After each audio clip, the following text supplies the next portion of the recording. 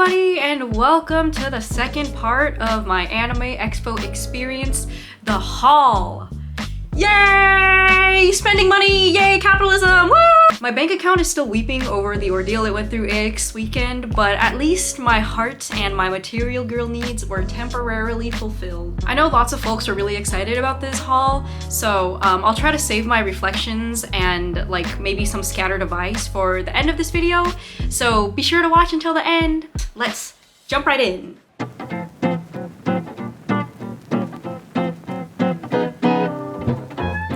First, I'll be going through the freebies that I got. I don't expect this part to be particularly long because while free stuff is always very cool, it's not like the most exciting necessarily, and I also don't actually belong to many of the fandoms that the free stuff is from. Let us begin with this Anime Expo program. This is so beautiful.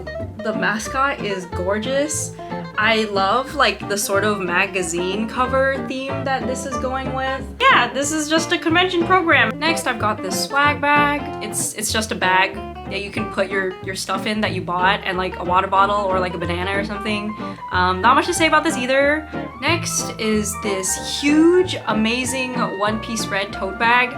This is the one that I was fighting for on day 4 of the convention. With some finagling, we actually managed to get our hands on this bag. Also got this fan. It's a really nice Uchiwa fan. It was hot inside the convention, so it was very useful, albeit I only got this fan on the last day, so I didn't actually get to use it that much throughout the convention.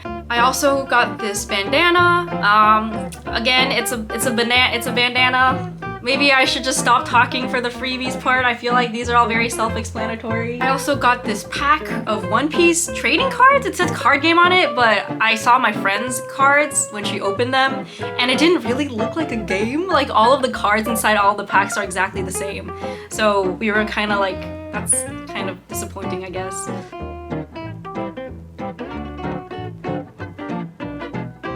I got this JoJo's Bizarre Adventure poster, I believe celebrating its 35th anniversary. Gosh, I literally love this poster so much. I couldn't believe it was free. It's so freaking beautiful. God, Hirohiko Araki, like you are so good at art and writing things. Next is this print, which is also very cool because I also love Naruto a lot. Actually, I don't really know if this qualifies as a freebie because I kind of had to work for it. Basically, this was like a reward for completing a scavenger hunt at the Crunchyroll booth. Yeah, what would Naruto be without that like edgy flashback of Naruto sitting on the swing by himself?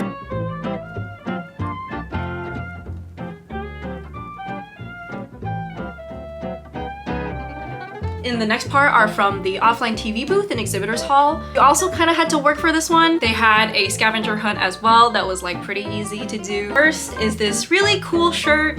It has a really cute anime girl in it in kind of like the 90s like anime style. I think it's like their mascot or something, and this is like a partnership with McDonald's. I had to download the McDonald's app as part of the scavenger hunt. Next are the League of Legends freebies. They were giving out this really beautiful Star Guardians poster. You can watch me struggle to unfurl it and keep it unfurled to show you guys.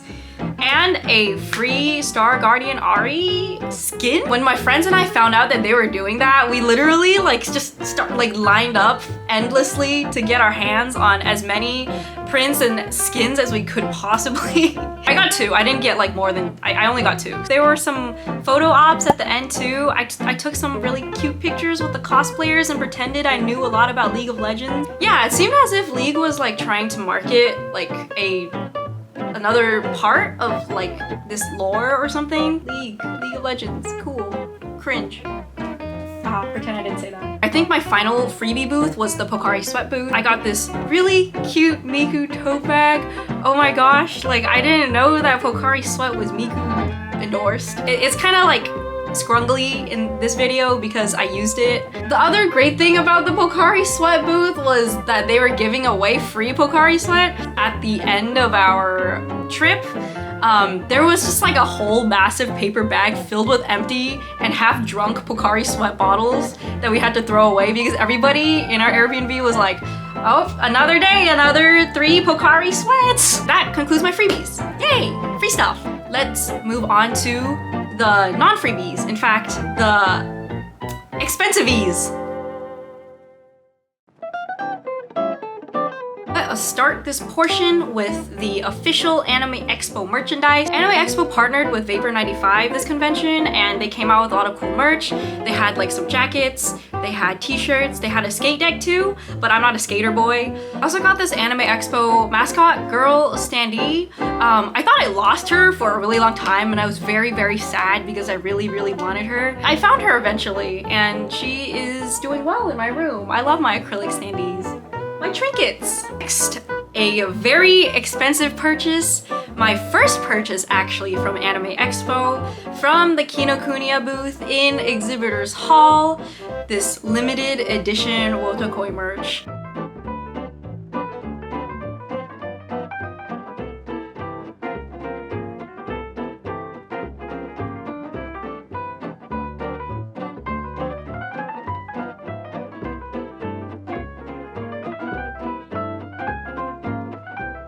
I also got some JoJo's Bizarre Adventure merchandise while I was waiting in line to pay. Kakyoin is my favorite character from JoJo's. I already have a figurine of him, so I figured that having these two on my desk would be a perfect way to prove my love for this beautiful character. Okay, let's move on to the next booth in Exhibitors Hall. I bought some apparel from Lilium's booth. I got these two super adorable socks. I'm really in need of cute socks, so I thought that this was like a perfect purchase. I also got this yellow corduroy hat with the cute bear on it.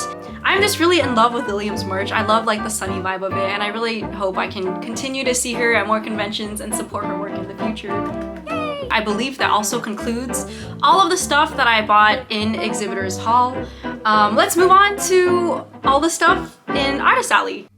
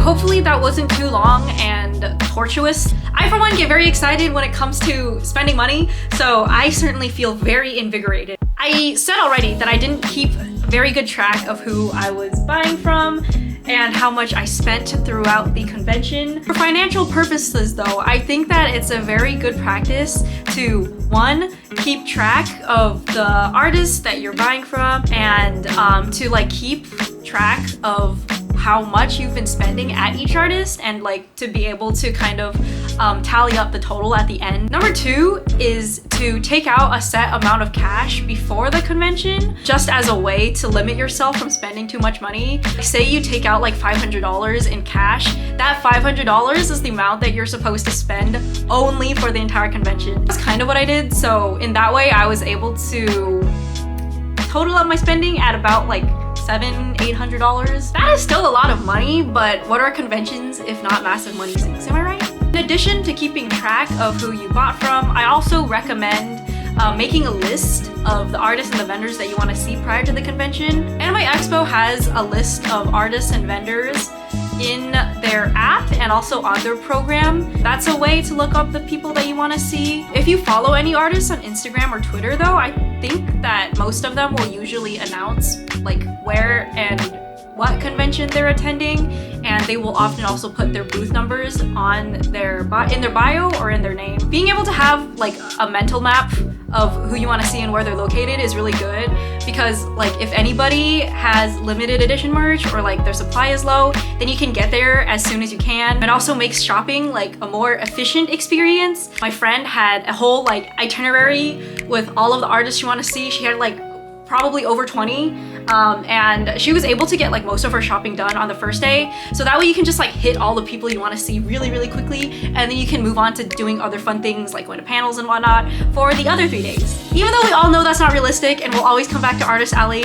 to see what else we might be missing out on and to look at all the things that we didn't buy and be very sad that we are not millionaires. I am very much looking forward to my next paycheck, because I think it will take ages for me to fill in the hole in my bank account that Anime Expo has cost me. Thank you everybody for watching. Thank you everybody for validating my purchases. I will see you on the next video. Bye bye.